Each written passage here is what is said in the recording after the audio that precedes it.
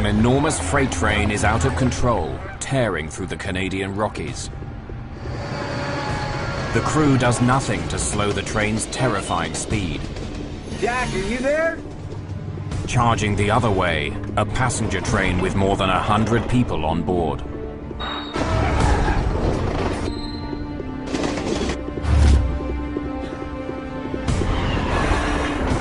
Front end, Jack, come in. Oh my God.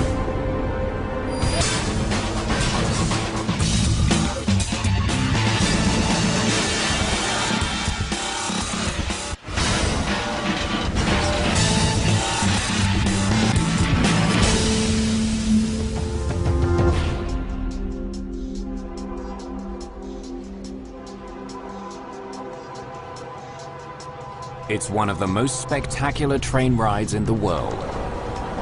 Every year, thousands of people take the slow and easy way through Canada's Rocky Mountains. Avoiding traffic, they take the train and leave the driving to somebody else. In late winter, 1986, a gentle trip through the Rockies will end tragically.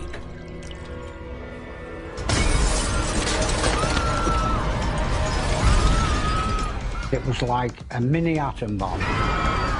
And all of a sudden it ignited. Woof! I'm gonna help you. I can hear the women screaming, you know, to save her baby.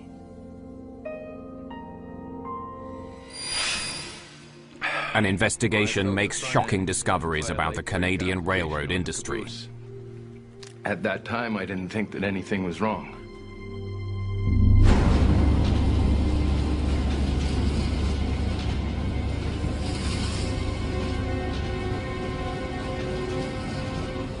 February the 8th, 1986. Spectacular northern lights dance across the sky over Edson, Alberta in Western Canada.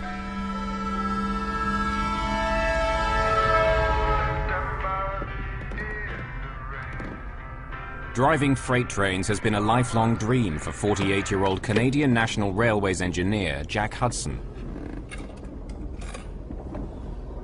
But after 16 years on the job, he knows all too well that it can be a grueling career.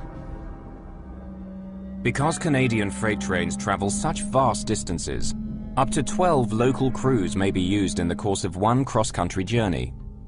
Hudson works a mountainous stretch of track through Alberta, running between his hometown of Jasper and Edson to the east. At around 11 p.m. last night, Hudson got off the freight train from Jasper and spent the night here in the company bunkhouse at Edson. Now he's up again after just 3.5 hours of sleep, ready to return to Jasper.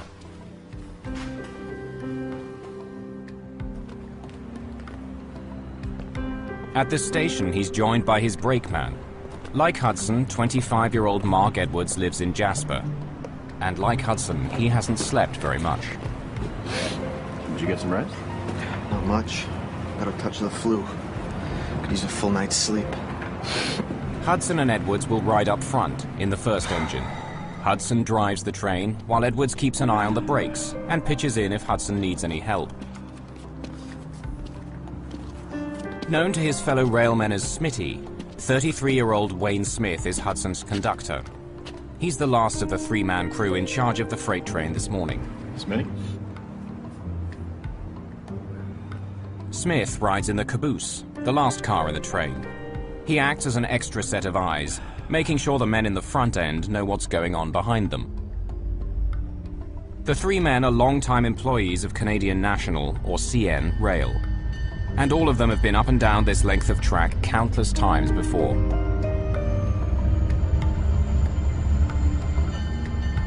The train they're riding today is enormous.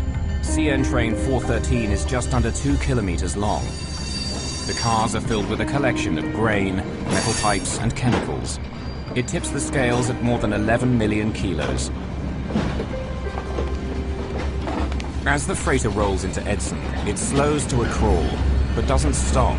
Getting it started again would take time, and the crew wants their trip to begin as soon as possible. Hudson and Edwards take the train on the fly, boarding it as it rolls slowly along. According to CN Rail's Code of Conduct, this is illegal, but it's something crews do routinely.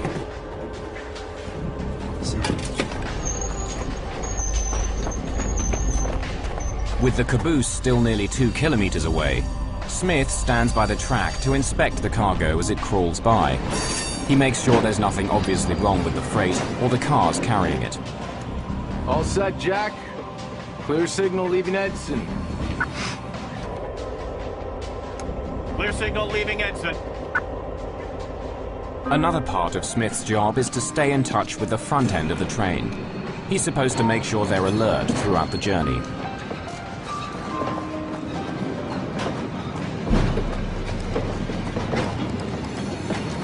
Now, with the caboose pulling alongside the platform, Smith climbs aboard.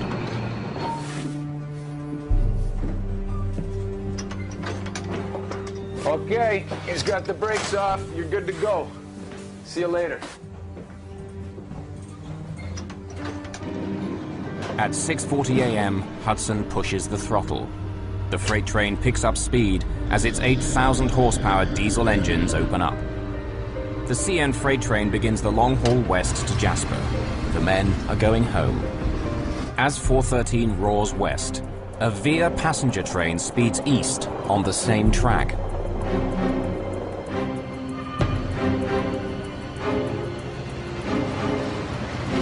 Via Rail's supercontinental passenger train number 4 is cruising toward Edmonton, Alberta. More than 100 passengers are enjoying the spectacular scenery as it cruises through the rugged Canadian Rockies. 36-year-old Jamie Haight is a car assembly operator. He's headed home to Ontario after a 2-week visit to his family in Vancouver. It's a very, very small community that you're in close proximity with a lot of people very, very suddenly. And so there's a lot of people we got to meet and got to interact with. I remember there was a couple of ladies that we met over dinner. One was very, very pregnant. While some passengers are still sleeping, Haight goes into the day coach to do some reading before breakfast. It's the 4th car in the train. I remember this lady, and she had a little boy with her, about 3 years old or whatever. He was quite in awe, the little child was quite in awe of the scenery. So I sat down in it and I lifted the shade a little bit so I could get some of the daylight coming in, and I started to read a pocket novel.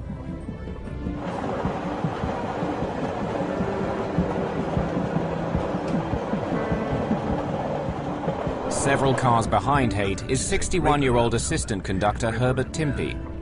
An old hand on the Canadian passenger line, he's been riding this piece of track for 7 years. I had to be the assistant conductor and look after the passengers on that train. Next stop, Hinton. The passenger train is pulling into Hinton. The freight train is just about to reach Hargwin Station, 20 kilometers east. Here, the rail line briefly splits into 2, so trains can pass each other. 413 will take the upper track, while the passenger train passes below it. As Hudson approaches the split in the tracks, traffic signal lights tell him to slow down. Smitty, we've got an approach limited signal at Hargwin. Next station, Dalehurst, over. Head end to 413, approach limited at Hargwin. Next station, Dalehurst, out. These are the last words these men will ever exchange. A dispatcher in Edmonton sets a switch, and 413 is forced onto the upper track.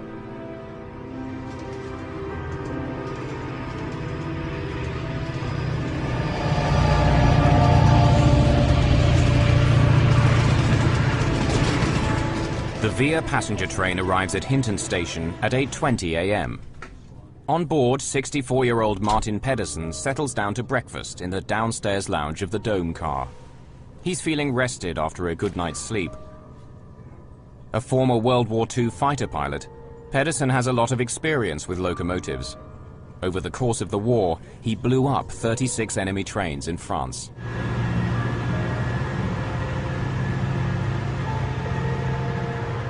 The night before, Pedersen swapped war stories with another veteran he met on board.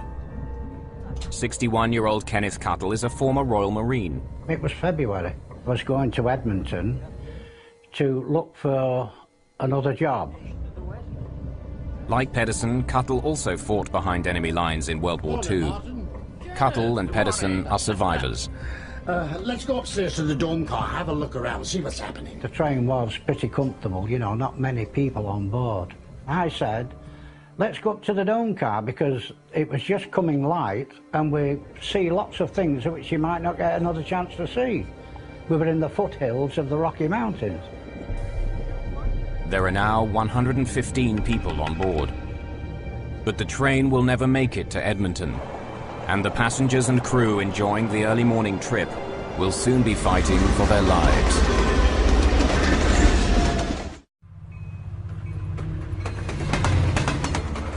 It's a clear, sunny morning on board a passenger train in Western Canada.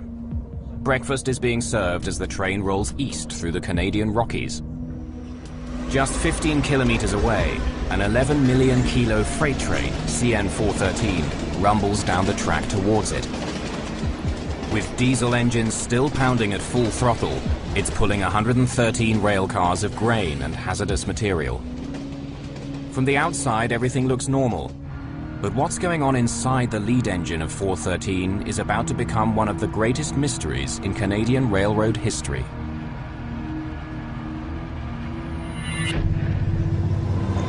Freight trains and passenger trains often travel on the same track. For short sections, the track splits, so trains heading in opposite directions can pass safely.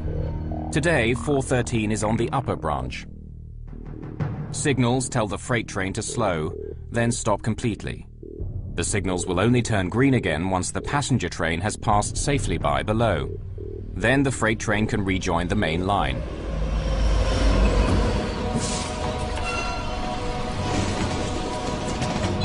But 413 isn't slowing down. It's now heading downhill and it charges through the warning lights. If it doesn't stop soon, it will return to the main line at full speed, straight into the path of the passenger train. Unaware of the bizarre behavior of 413, the passenger train continues east. Martin Pedersen gets his breakfast. Hi.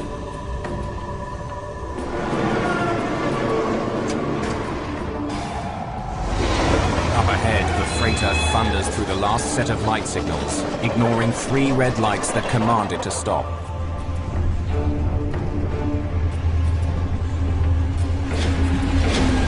It slams back onto the main line. It's traveling 95 kilometers an hour and weighs more than 11 million kilos. And still it doesn't slow down.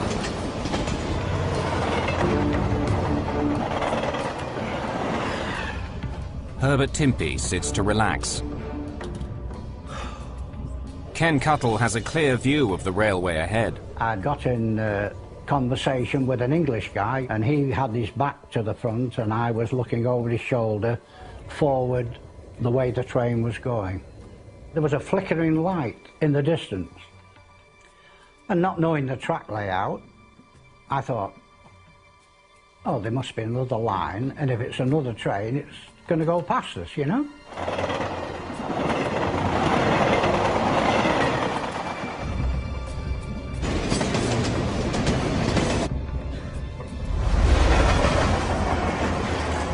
Just I was reading the pocket novel, one of the girls from the partier group happened to just walk past me.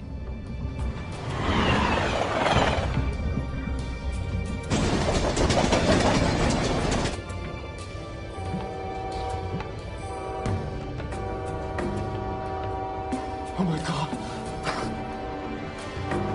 Oh my God! And then, boom.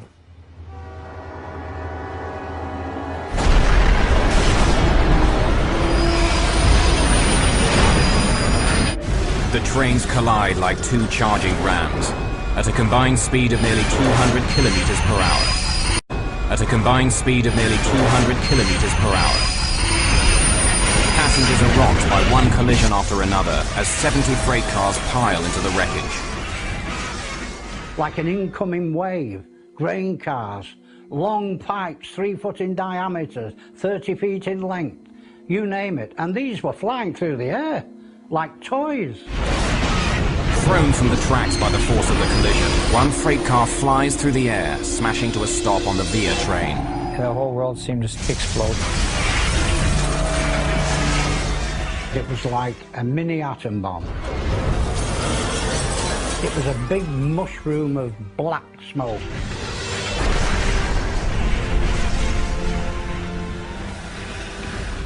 Then, everything was dark. They could no longer breathe because everything was filled with smoke. Oh, I'm going to die. And the third thing that happened was I just resigned myself to that.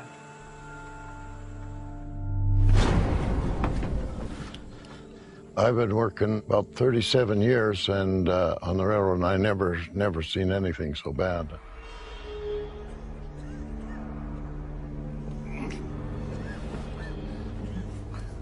The wave of metal, the grain cars, stopped just where the dome car was. If it had gone another 30 feet, it would have covered us as well. In the same car, one deck below, Martin Pedersen struggles to escape. But he can barely see what's happening in front of him. The window beside him shattered during impact, filling his eyes with broken glass.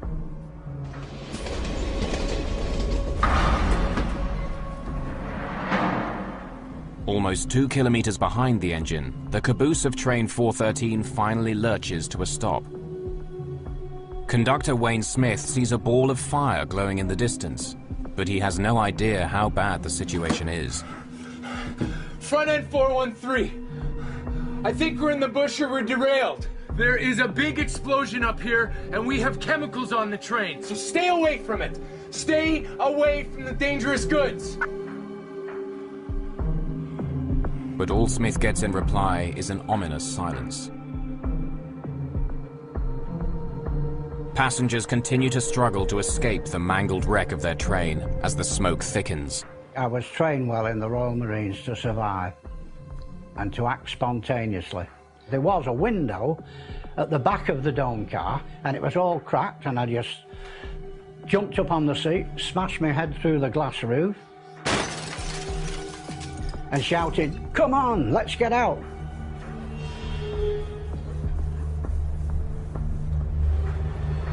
Cuttle and others jump from the car.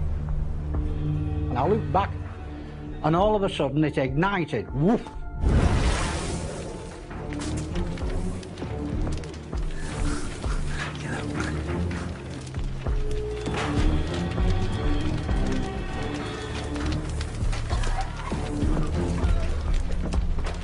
Down below in the lounge car, Martin Pedersen also manages to escape. But others aren't so lucky. Many are still trapped in the burning cars, including passenger Jamie Haight. The roof of the coach had been crunched down. I mean, I'd lost my glasses. I couldn't see, I couldn't breathe. And here it was the porter that had been behind the snack bar, had opened up this exit way, and he had vamoosed out through it, and I took off out behind it too.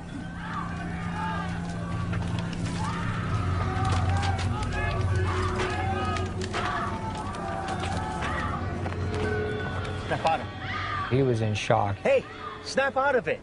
Hey, buddy, pull it together here. You know, there's people in here and we got to do something about it, but... Half blind without his glasses, Haight goes back inside, trying to help others out of the wreck. 413 here, dispatcher. Back in the caboose, Smith is talking to the freight train's dispatcher, some 285 kilometers away in Edmonton. Smoke and everything in the air. We're gonna get a doctor out here. And some ambulance. Herb Timpey, the assistant conductor on the passenger train, can hear the conversation on his radio and breaks in. Passenger coaches all over the ditch. I'm getting an ambulance. and there's a whole bunch of cars on fire. You get that, dispatcher? I'm gonna walk up there and see if I can be of any assistance. What was the signal at Dalehurst when your head-end called it? Pardon me? What was that signal on that signal at Dalehurst? Well, I was calling him for the signal at Dalehurst quite a few times, but I kept calling him and there was no answer. Well, it should have been red on the panel. Well, he must have ran it then, dispatcher, because I could not get a hold of him. I tried and I tried. Okay, all right.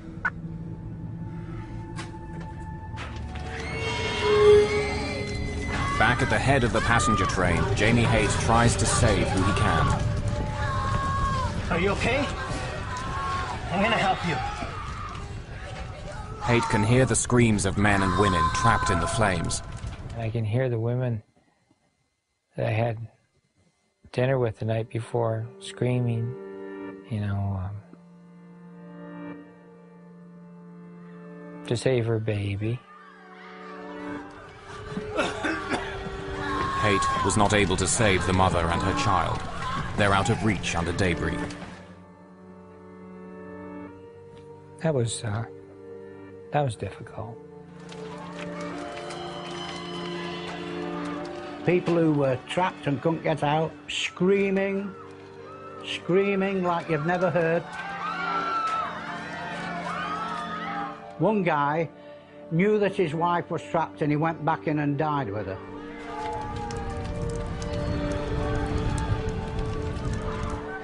Another woman in the carriage under where we were had most of her leg cut off. James Haight courageously decides to go back inside. The fire is a scorching 660 degrees, but Haight tries to save one more life. But there was a chap right in front of me there, and it was the chap I had had dinner with the night before. And all of a sudden the flames came and consumed him.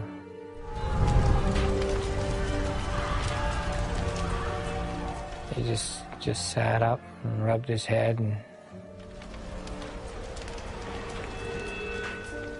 because there's nothing more we could do it for him. And anybody in front of me in that coach was dead.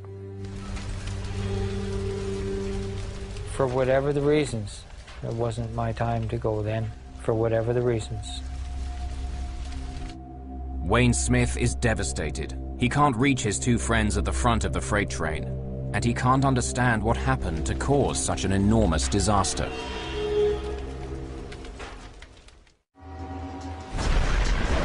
In Western Canada, a freight train has smashed head-on into a passenger train carrying more than 100 people. In the minutes after the collision, survivors are dragging themselves from the burning wreckage, while others are still trapped inside. One of the girls that had been in the car in the morning, and I looked at her and I said, "Oh, I'm sorry to tell you, He had no choice but to tell her what happened to her friend in the train. Your friend was in the car here." She died, trapped in the burning debris. I felt like the worst person in the world, because I had to tell her. If I could have taken back that 1 second in time to not tell her, you know.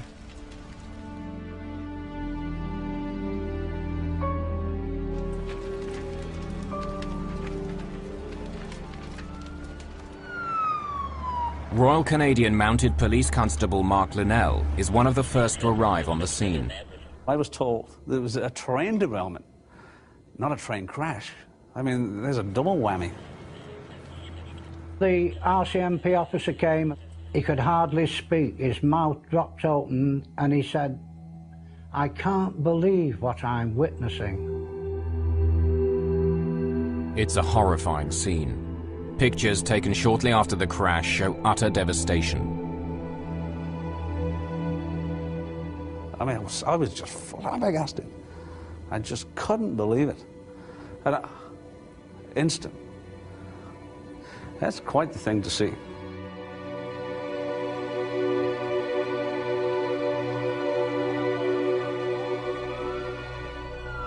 The collision is 18 kilometers from the town of Hinton. It takes emergency crews some 45 minutes to get there. I was in the Marines in England for 14 years, and I'd seen a lot of disasters, man-made disasters, terrorist bombs. And I thought I'd seen it all. There was a lot of blunt force trauma, of course, flying glass, burns.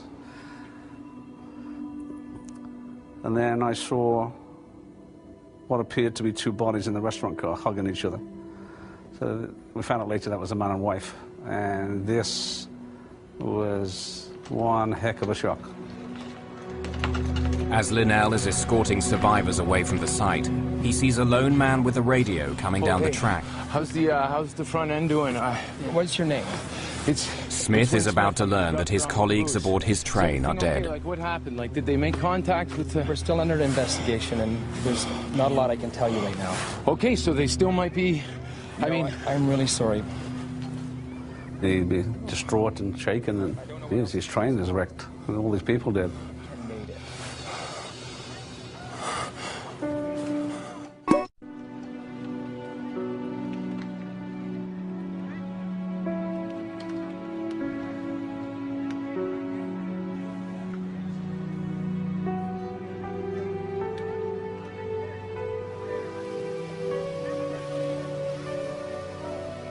The Hinton train disaster is the worst railway accident to strike Canada in 35 years. More than $30 million in property are destroyed. 23 people are dead, and 71 others are severely injured.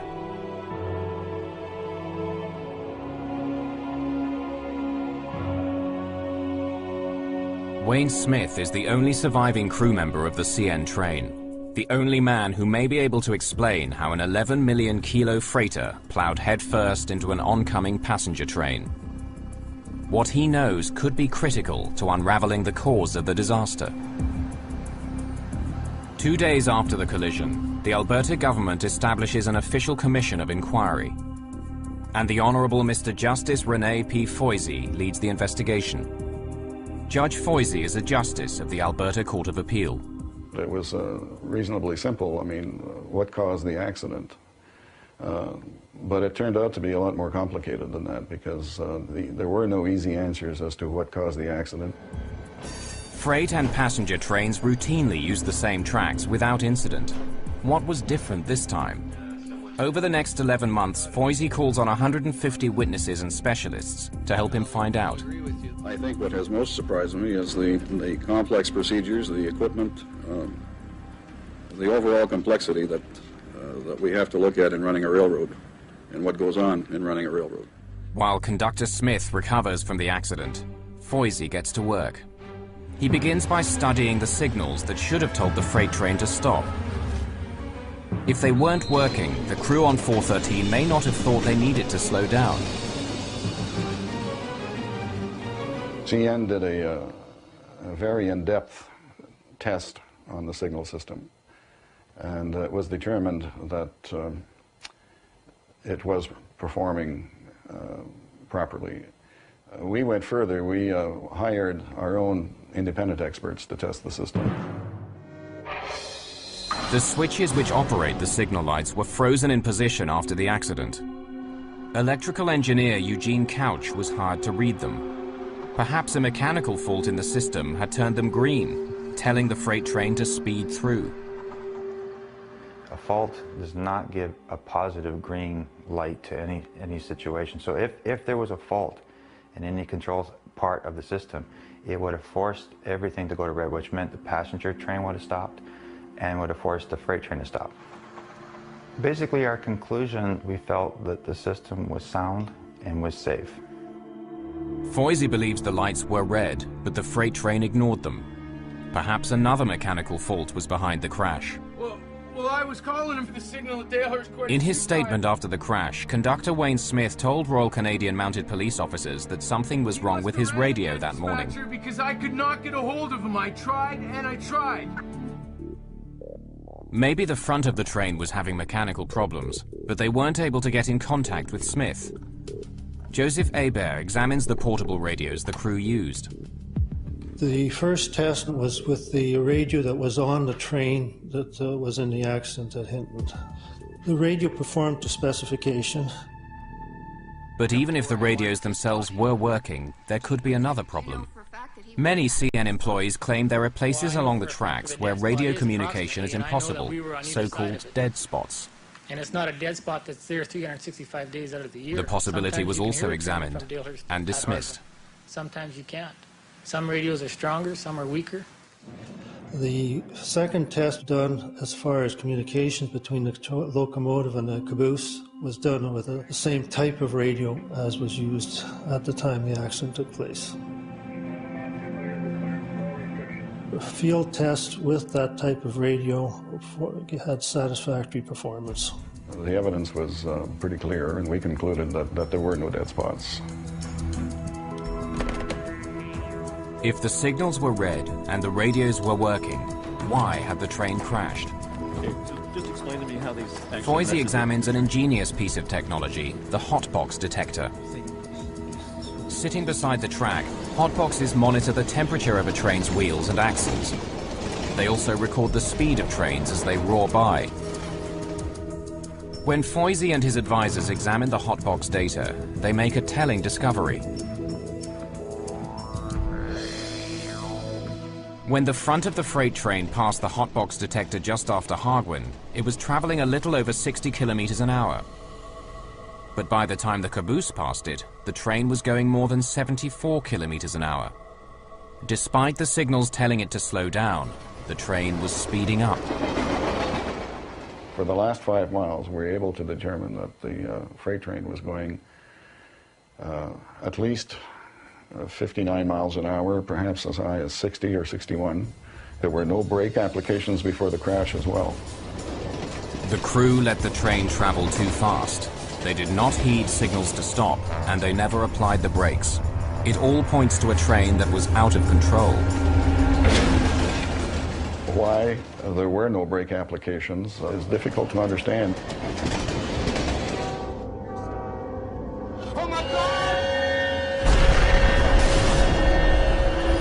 With mechanical problems ruled out, Foisey begins to examine the crew of the freight train.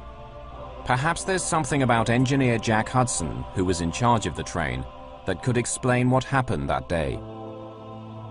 As Foisey begins sifting through Hudson's medical records and interviewing his family, he makes a disturbing discovery. A train collision in Western Canada has killed 23 people. Another 71 are injured. The man leading the inquiry into the disaster has ruled out mechanical problems. Judge Rene Foisey now takes a closer look at Jack Hudson, the 16-year veteran who was driving the freight train. When Foisey and the commission review Hudson's medical files, they're shocked by what they discover. Mr. Hudson was a man who was sick. He was an alcoholic. He had high blood pressure, which was problematic. He had diabetes. He had a pancreatic attack the summer before this accident. He had to wear a colostomy for a number of months. Foisey wonders if this long list of illnesses could somehow have led to the train crash. The engineer Jack Hudson had been killed outright in the crash and had severe injuries. So we couldn't determine whether there'd been a catastrophic medical event, whether he'd had a heart attack, for example, or a stroke, which had incapacitated him. But we were able to do toxicology, and there was no alcohol or drugs present. He did have a lot of health problems, and he had some problems at home. These problems at home appeared to be on the mend, and that he was not the kind of man who, if he was going to commit suicide, would take 23 people with him and injure another 70, some of them very, very seriously. So we discounted that possibility of a suicide. If it wasn't suicide, if Hudson did have a stroke or heart attack at the controls, why didn't his brakeman, Mark Edwards, take any action? Investigators come up with one plausible answer. Did you get some rest? Not much. Got a touch of the flu. Could use a full night's sleep. Perhaps Edwards had been asleep on the job. Dr. Alison Smiley is an expert on sleep and fatigue. Jack Hudson, he had at the very most, before he went on duty that day, 3.5 hours of sleep. And that is if he slept from the last moment somebody saw him till the moment somebody next saw him again, 3.5 hours. Braitman said he had a touch of the flu and he'd had 5 hours sleep the night before. Wayne Smith similarly had insufficient sleep, about 5 hours before the collision. As the freight train passed the signals telling it to stop, the entire crew may have been fast asleep. You could work at any time of the day. So one day you might start at 4 o'clock in the morning, the next day you start at 2 in the afternoon. Their hours were so erratic, they were continually in a jet lag state because their physiology was never sort of fully adjusted to any particular working hours. When it comes to staying alert, train engineers face many challenges, including long rides up and down the same stretch of track. The tracks going by one after the other, it's a very soporific situation to work in, and easy to see how somebody, no matter how motivated, could fall asleep. At the time, trains were equipped with safety devices that would automatically stop a train if the engine man died or fell asleep, the so-called dead man's pedal. Basically, the engineer is supposed to keep his foot on the pedal, and while his foot is on the pedal, the train won't stop. If that pedal isn't depressed, then it will, after a number of seconds, give a warning, which is quite audible. And if nothing happens, then it will stop the train. But Foisey discovers that for many trainmen, disabling the dead man's pedal is standard practice. One of the excuses that was given by the engineers is that to go long distances, having to keep your foot on that pedal was very uncomfortable. And so that they would sometimes put something on the pedal, a lunchbox or something heavy enough to keep it depressed so that they could stretch their legs. Unfortunately, what was happening, this pedal was being depressed for long, long periods of time.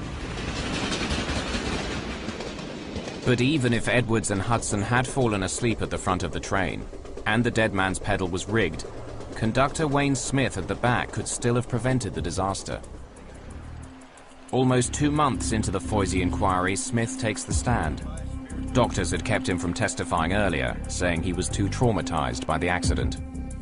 Now, for the first time, investigators will hear Smith reconstruct events on board his train in the moments leading up to the disaster. I was sitting looking out the back of the train from my desk when we passed mileboard 169. That's the landmark that I used to initiate a call to the engineer to ask for the display at the Dalehurst approach signal. Head end of 413, what indication do you have at the Dalehurst approach signal 1703, over? Head end of the front end of the train is supposed to respond, letting Smith know that they've seen the signal lights telling them to slow down. Head of 413, can you hear me, over? I probably called him 3 or 4 times. I didn't get a response on my gray radio. There was something wrong with it. What's the indication at signal 1703, over? It's a surprising piece of testimony. Foisey already knows the radios were working fine. When Smith is asked how fast he thought the train was going before the collision, Foisey gets another surprise. I felt the front end give a light brake application on the caboose. Coming around the curve, I felt we were doing a track speed of about 50 miles an hour or less. But according to the hotbox detectors, the train was traveling almost 16 kilometers an hour over track speed, and there was never any application of the brakes. I went to my red radio, and I tried to get a hold of him on it. Jack, how's the Dalehurst approach signal 1703? I was calling him on channel 1 3 or 4 times, and there was no answer, so I tried to get a hold of him on different channels. But once again, Smith's testimony doesn't add up. Foisey has heard from other trainmen who were monitoring their radios in the area that day. No one heard Smith call. Smith says he was still trying to contact Hudson when the end of the train raced past signals telling it to slow down. Jack! As an experienced trainman, heard Smith call. Smith says he was still trying to contact Hudson when the end of the train raced past signals telling it to slow down. Jack! As an experienced trainman, Smith knows that the next set of lights will likely be a triple red, telling the train to stop. He was getting no answer, and the train wasn't slowing down. An emergency brake cord was in easy reach, but Smith never pulled it. Jack, are you there? With Hudson mysteriously silent, Smith says he does nothing but continue to call the front end. Front end, Jack, come in. Why, in the circumstances that you've described, did you not pull the brake? I felt the engineer had the train under control.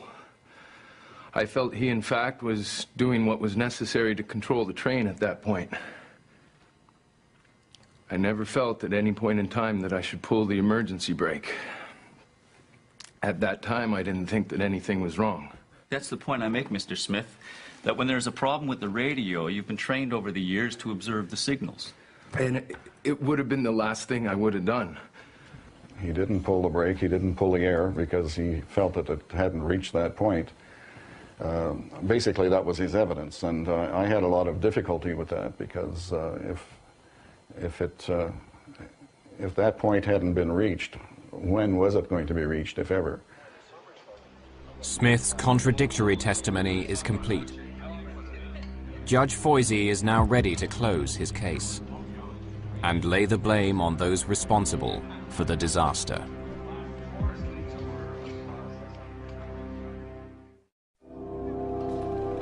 The inquiry into one of the deadliest train crashes in Canada is complete. 23 people were killed when a freight train crashed head-on into a passenger train near Hinton, Alberta. Chief Investigator Renee Foisey has explored every angle, from technical malfunction to human error. He's now ready to deliver his report on what went wrong that day. In his 205-page report, Foisey parcels out the blame, naming all the key offenders. Foisey writes that the train's engineer, Jack Hudson, failed to observe and obey light signals, commanding him to stop his train before it entered the single track. If Hudson was unable to do his job, brakeman Mark Edwards failed to intervene. He also ignored the light signals and didn't brake the train before it entered the single track. Conductor Wayne Smith was guilty too. He had failed to follow operating rules and pull the emergency brake when he couldn't contact the two men at the front of the train. With so many contradictions in his testimony, Foisey rules that the conductor's evidence is unreliable. I wasn't sure what had happened, and I went to my back desk. I jumped on from the cupola and ran for. It seemed like we were just keeping going. There was no immediate stopping. The caboose kept sliding. Instead, Foisey emphasizes that Smith, like Edwards and Hudson, was dangerously tired that morning. I just wanted to get home, actually, at the time. But the crew aren't the only ones Foisey blames for the accident. According to the Foisey report, Jack Hudson may well have had a stroke or heart attack before the collision. But CN management had known about Hudson's medical record for years. He managed to accumulate, I think it was 40 or 50 demerits, and at 60, you're fired. But after he got to that level, there were some other infractions which weren't recorded. Foisey also calls attention to the rules that were routinely ignored, such as rigging the dead man's pedal and taking the train on the fly. The conclusion we came to is that there was a lot to be desired on the part of CN, and that, yes, there was certainly some laxness and some complacency when it came to these areas. There is a lesson to be learned here. It's that when you have rules, you obey the rules, and you enforce the rules. If it becomes too much of a fraternity and of a buddy-buddy system, it gets lax, and problems occur, and this tragedy was one of them. Foisey demands that CN improve its safety equipment, recommending that all trains be equipped with reset safety control technology. These systems are much more complicated than a dead man's pedal. If constant attention is not paid to the train, alarms sound and the train eventually shuts down. It's equipment which has proved valuable several times since the disaster. There was a study done with CN 10 years after this accident. They found something like 90% of the train engineers saying that they had been woken by the alerting device at least once. In response to Foisey's report, CN Rail creates one of the most sophisticated fatigue countermeasures programs in the world. Trainmen are no longer on call 7 days a week, 24 hours a day. Napping is no longer frowned upon. Rest houses have been created and improved, and locomotive cabs made more comfortable.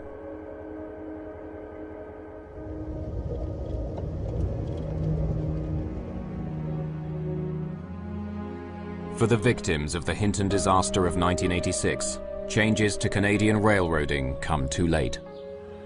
I still remember the people that were killed in the accident and good friends I had on the railroad. And that's really, it does bother me. It's 20 years nearly. And I'm still going strong. Very lucky. I don't equate it to luck, no. No, too much of a tragedy to think about luck. There's too much hurt that happened inside of me. You can be going along in life, and then something can come along and just kind of destroy your very foundation, or shatter your very foundation. And through no fault of your own. But life has a habit of doing that. But the other thing I can share with them is that you can recover from it. There is a tomorrow.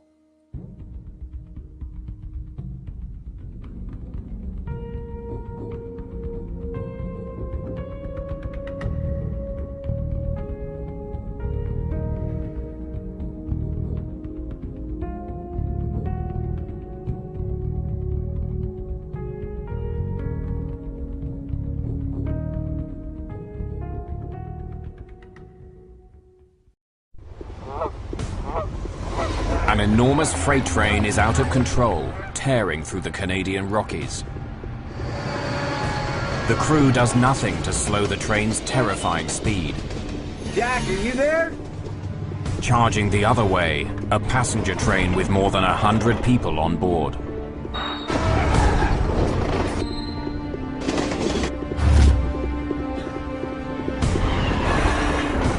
Front end, Jack, come in.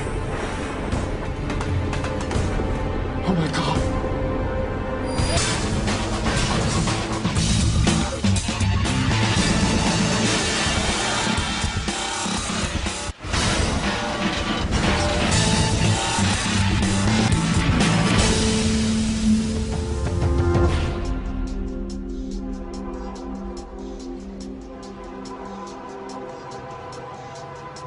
It's one of the most spectacular train rides in the world.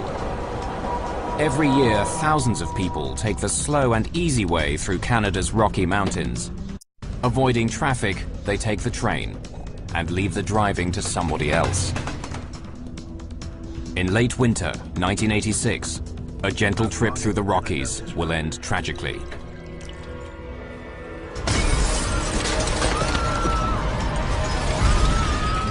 It was like a mini atom bomb.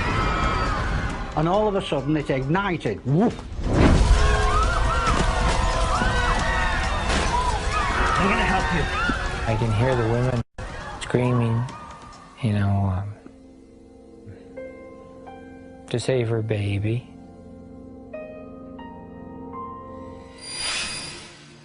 An investigation makes shocking discoveries about the Canadian railroad industry. At that time, I didn't think that anything was wrong.